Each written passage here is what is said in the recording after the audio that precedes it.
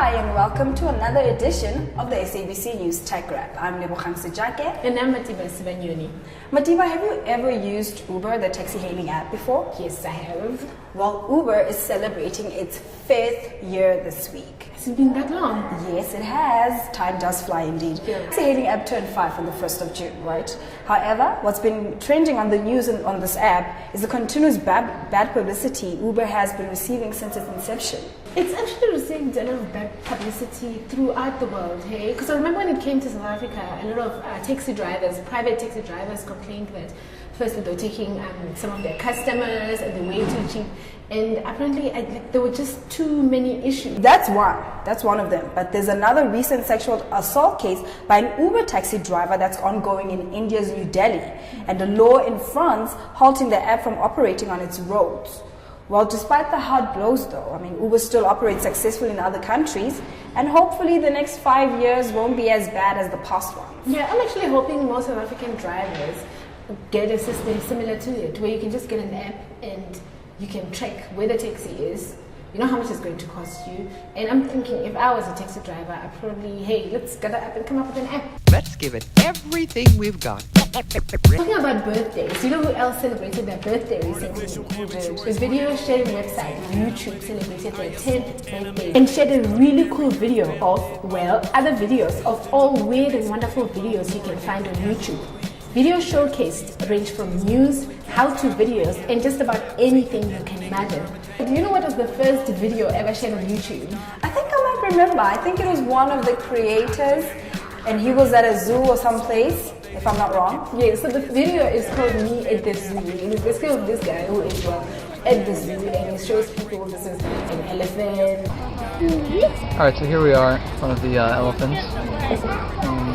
Cool thing about these guys is that they have really long fronts, and that's cool. Anyways, that was followed by one of the first comments on YouTube. Can you guess what it was called? Who said what as the first comment on YouTube? On the same zoo video? Yes. I have no idea. Think about this. What would you type if you were to see that video?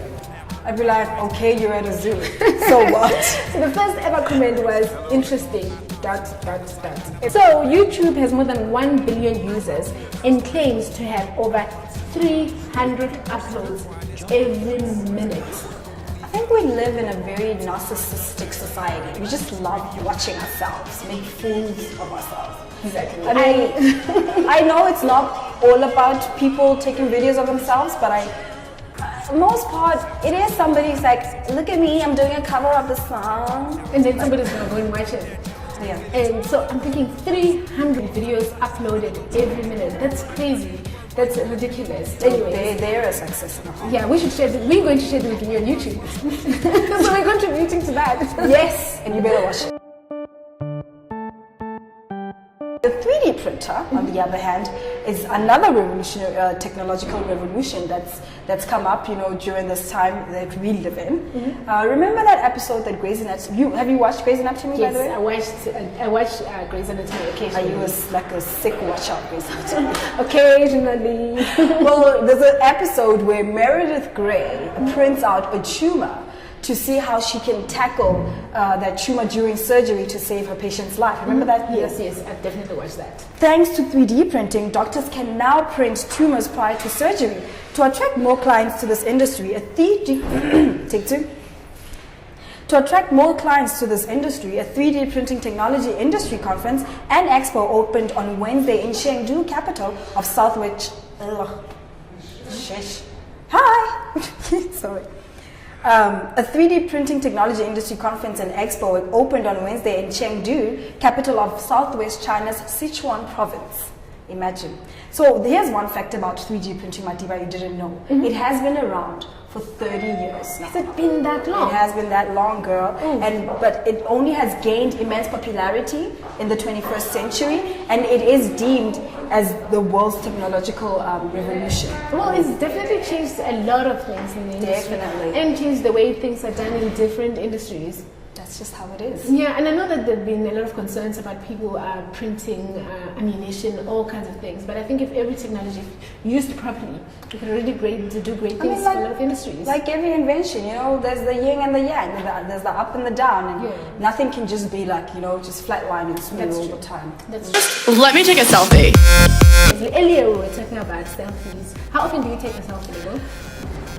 I used to, not anymore. What happened? Because of the whole front camera. Front cameras make a person look really ugly.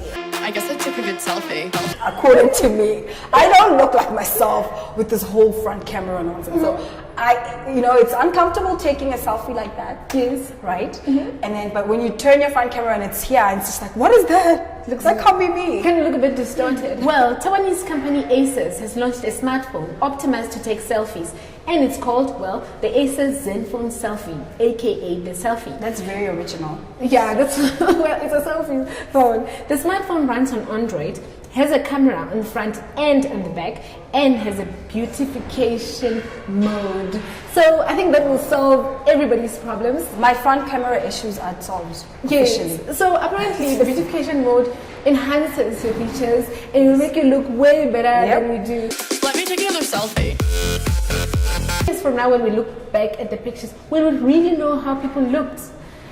And because I always wonder, you know, if I've got a scar on my lip, and people will be like, no, she had a scar on her lip, but no one will ever see that. No, because I wiped it out. Is it a good thing though? Well, I don't know. Photoshop works. It's always been there. So our grandchildren will never really know how we looked, to be honest. I guess, yes. They'll kind because of we like, could enhance ourselves. She probably looked like two versions down from this. But Let me pick a filter. I don't know if I should go with XX Pro or Valencia. I want to look tan. anyways, That's true. that's it from us this week. Join us again next week for another wrap of the latest and biggest tech stories doing the rounds. From me and Matiba, this child.